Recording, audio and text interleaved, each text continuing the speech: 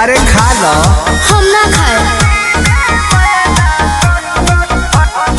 Music by Arya Sharma.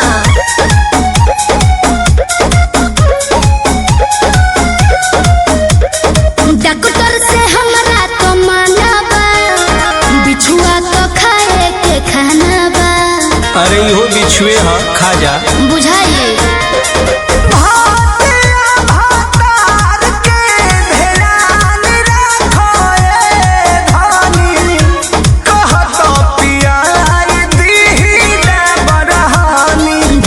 से हमरा तो माना बा, बिछुआ तो खाए के खाना बा। नहीं साइड इफेक्ट ना पैदा करी।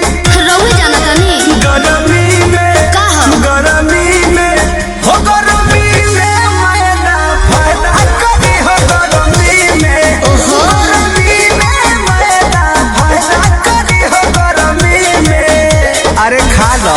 कहता नहीं ना खाए।